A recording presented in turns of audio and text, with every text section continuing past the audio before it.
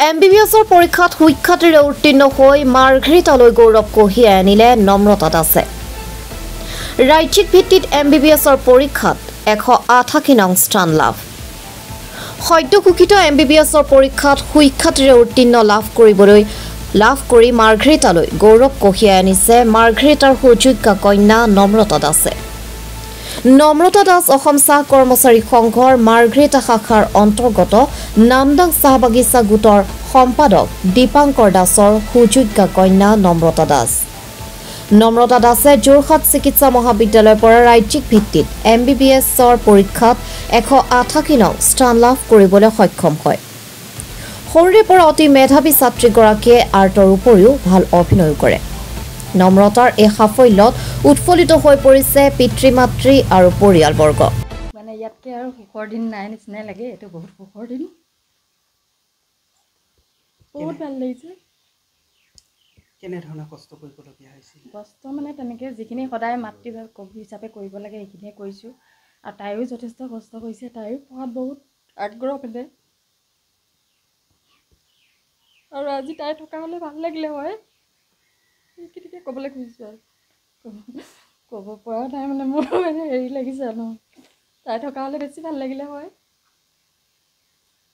আৰু তাইও পঢ়াৰ প্ৰতি খুব হেঁপাহ আগ্ৰহ সৰুৰে পৰাই আছে। সৰুৰে পৰা মানে তাই খুব পঢ়াৰ প্ৰতি হেঁপাহ, সেইকাৰণে আজি এইখিনি পালে, এইখিনি সক্ষম হ'বলৈ হেৰি হ'ল। আৰু তাইৰো খুব মানে শান্তশিষ্ট মানে ছোৱালীজনী, ইমান হেৰিও নহয়, পঢ়াৰ প্ৰতি খুব হেঁপাহো আছিলে তাইৰ। সেইকাৰণে আজি ইমানখিনি সফল হ'বলৈ পাৰিলে, সেইখিনিকে ক'বলৈ খুজিছোঁ। আৰু ক'বলৈ সৰুৰে পৰাই চিকিৎসা সৰুৰে পৰাই আছিলে তাই মানে এইটো। আৰু কৈছিলোঁ মই মানে হেৰি MBBS কৰিম বুলি, বেলেগৰ প্ৰতি ইমান হেৰি নাছিলে। তাই ইঞ্জিনিয়াৰিঙতো ছিট পাইছিলে, কেইদিনমান কৰিছিলে MBBS ৰিজাল্ট নিদিয়াৰ আগত। তাৰপিছতে সেইটো এৰি আকৌ MBBSলৈ আহিলে। নিট যেতিয়া পালে নিটত গ'লোগৈ। কষ্ট কৰিছিলোঁ বাৰু, যি কি নহওক মোতকৈ বা মাকতকৈ তাইতো বেছিয়ে কষ্ট কৰিছে, যিটো কাৰণে তাই আজি সেই ফল পাবলৈ মানে সক্ষম হৈছে। গতিকে আমাৰ মানে গাৰ্জেন হিচাপে আমি যিমানখিনি তাইক ছাপোৰ্ট দিব লাগে চেষ্টা কৰিছিলোঁ সিমানখিনি দিবলৈ। তাত এতিয়া কিমান দূৰ দিব পাৰিছোঁ নোৱাৰিছোঁ ক'ব নোৱাৰোঁ। কিন্তু কথা হৈছে কি, তাইৰ আজি সফলতাত আমি আনন্দিত হৈছোঁ।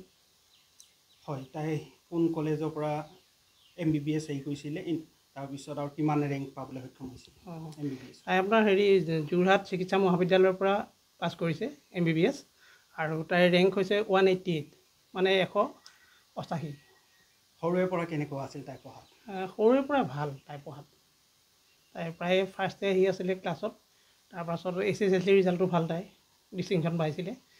হায়াৰ ছেকেণ্ডেৰীও ভাল। তাৰপাছত তাই MBBSত গৈ আৰু বৰ্তমান এইটো অৱস্থাত আছে আৰু।